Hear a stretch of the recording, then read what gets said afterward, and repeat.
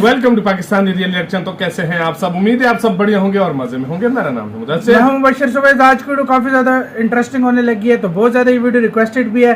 सीधा वीडियो के टाइटल की तरफ आते हैं। प्रशांत अमन सर का वीडियो, इनकी वीडियो का लिंक मिल जाएगा आप लोगों को डिस्क्रिप्शन में। तो आज की वीडियो का टाइटल है Poland wants India help against Russia. मतलब पोलैंड ने इंडिया से हेल्प मांग ली है रशिया के खिलाफ, और वो भी इंडिया से। हाँ भाई, जो कि पक्का दोस्त है रशिया का। अब क्या सीन हुआ, किस चीज पे मतलब हेल्प मांगी है पोलैंड ने? यूरोप का काफी मतलब यूक्रेन का पड़ोसी देश है पोलैंड। बिना किसी देरी के देखते हैं ताकि सही से पता लगे। काउंट डाउन करते हैं 3 2 1 एंड स्टार्ट। भाई पोलैंड ने क्यों मांगी है? नमस्कार and welcome to world affairs. मैं प्रशांत धवन। now आपने सोचा होगा कि इंडिया का जो स्टांस है, इंडिया ने इतनी बार क्लियर कर दिया है कि अब कोई देश आकर भारत से ये नहीं पूछेगा कि रशिया के अगेंस्ट कुछ स्टेटमेंट दो या फिर रशिया पे कुछ एक्शन लो, मगर पोलैंड की अभी भी उम्मीदें हैं कि इंडिया कुछ ना कुछ एक्शन लेगा, एक क्रिटिकल स्टांस लेगा against Russia. Actually Poland literally ये चाहता है कि इंडिया और बाकी सब कंट्रीज मिलकर G20 से रशिया को बाहर निकाल दे, क्योंकि रशिया आज के समय काफी बॉम्बिंग कर रहा है इनोसेंट सिविलियंस की इन यूक्रेन। ये यहाँ पर कहना था पोलैंड के विदेश मंत्री का, जो भारत के दौरे पे आए हैं। और ऐसा नहीं है कि ये रैंडमली ऐसे ही भारत के दौरे में आ गए। आपको पता होगा कि हर साल में भारत में होता है रायसेना डायलॉग। यहाँ पर दुनिया भर के जो वर्ल्ड लीडर्स हैं, विदेश मंत्री हैं, ये आते हैं और इंटरनेशनल रिलेशन सहित बहुत से टॉपिक्स पर चर्चा होती है, वार्तालाप होती है। और इस बार का जो रायसेना डायलॉग है 2022 का, इसको इनॉग्रेट करेंगे हमारे देश के पीएम और यूरोपियन यूनियन की प्रेसिडेंट उर्सुला वॉन। इनके अलावा कई और जो यूरोपीय देश हैं उनके विदेश मंत्री भी आएंगे रायसेना डायलॉग में। यहाँ पर आप देख पाओगे Lithuania, Norway, Sweden, Slovenia, Armenia, इन सब कंट्रीज के विदेश मंत्री भारत में आएंगे। और जो पोलैंड के विदेश मंत्री हैं राव साहब, ये भी आज के समय इंडिया में है। नाउ पोलैंड रशिया से इतनी नफरत आज के समय क्यों कर रहा है? बीच में पोलैंड थोड़ा सा डर सा गया था, मगर अब पोलैंड बढ़ चढ़ के सामने आया है। इन्होंने पूरा एक कैंपेन स्टार्ट कर दिया रशिया के अगेंस्ट। जानेंगे इसके बारे में, बहुत कुछ आपको जानने को मिलेगा। मगर आगे बढ़ने से पहले आपसे एक क्वेश्चन पूछूंगा। क्वेश्चन ये है कि Stockholm international peace research institute के हिसाब से दुनिया में 3rd हाईएस्ट डिफेंस स्पेंडर कौन सा देश है? नंबर 1 पे तो यूएसए है, नंबर 2 पे चाइना है, नंबर 3 पे कौन सा कंट्री आपको मिलेगा? इंडिया, इजराइल, फ्रांस या फिर यूके?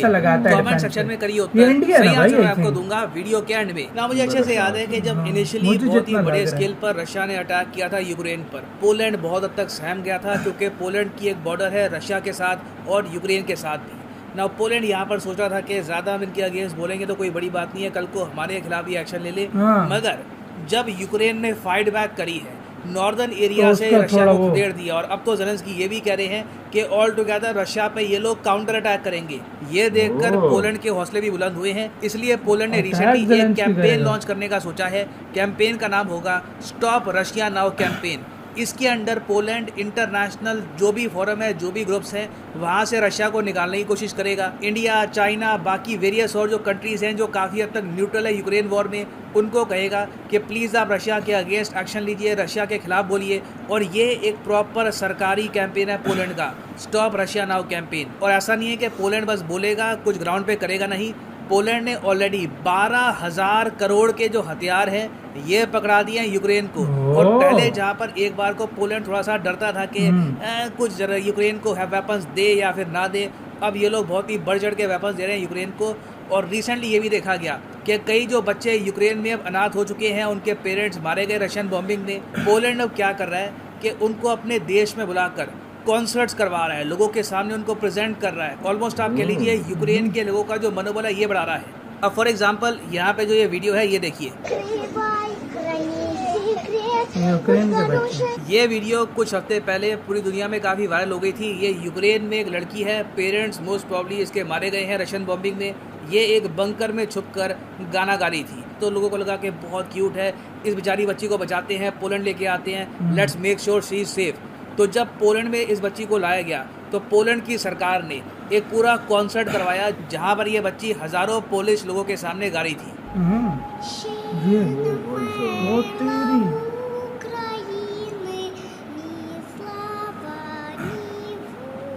वाह यार। और ये सब आप कह लीजिए पोलैंड का जो स्टॉप रशिया नाउ कैंपेन है, उसी का ही पार्ट पोलैंड full है। ये support में दुनिया है में एक मतलब। मैसेज सेंड कर रहे हैं कि देखिए ये है वो बच्चे, ये है वो आम नागरिक जिनकी जिंदगी व्लादिमीर पुतिन ने उजाड़ दी है और अब टाइम आ चुका है तो और यूक्रेन को countries सपोर्ट का क्या करने हुआ, का जिनका और भी रशिया को अमेरिका ने पीछे बिठा धकेलने लिया। का। हाँ ना भाई। पर्सनली आप मुझसे पूछें तो ये जो पॉलिसी शिफ्ट है Double पोलैंड का standard। काफी फनी है।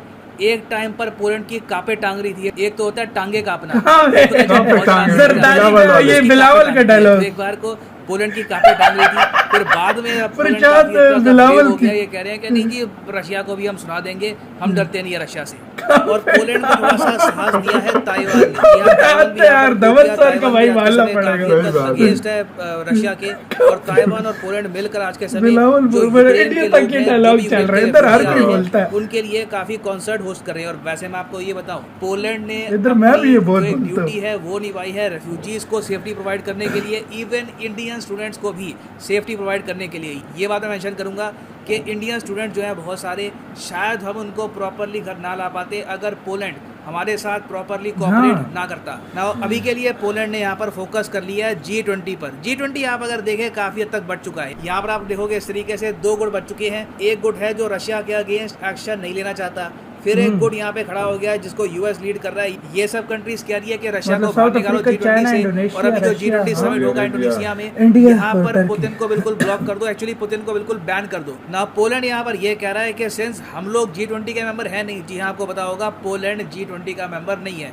यूरोपियन यूनियन मेंबर है वैसे G20 का, मगर यूरोपियन यूनियन में और भी बहुत सारे देश आते हैं जो पोलैंड के अग्रेसिव स्टांस से एग्री करते नहीं है। तो सिंस पोलैंड की कोई आवाज G20 में नहीं पहुंचेगी, ये लोग चाहते हैं कि भारत जैसे कई देश हैं ये फाइनली पोलैंड की और आवाज किसी ने पहुंचाए बोलना है G20 नहीं, में, सीधी और सी बात व्लादिमीर है। पुतिन की जो एंट्री है इसको ऑल टुगेदर ब्लॉक कर दे। मगर आप समझ सकते हैं ऑब्वियसली इंडिया ऐसा कुछ करने वाला नहीं है। व्लादिमीर पुतिन की जो एंट्री होगी G20 में बहुत ही ज्यादा एक कंट्रोवर्शियल दृश्य होने वाला है। मैं सोच के मुझे अजीब लग रहा है हाँ। कि कैसे जब व्लादिमीर जाएंगे पुतिन वो एक हॉल में एंटर करेंगे, वहाँ पे दुनिया भर के वर्ल्ड लीडर्स हैं। मोदी जी भी सोचेंगे हाथ मिलाऊं ना मिलाऊं, मुस्कुराऊं ना मुस्कुराऊं। शी जिनपिंग तो पक्का हाथ मिलाएंगे। तो हाँ, बहुत ही वो तो। इंटरेस्टिंग सीन्स दिखेंगे इंडोनेशिया में।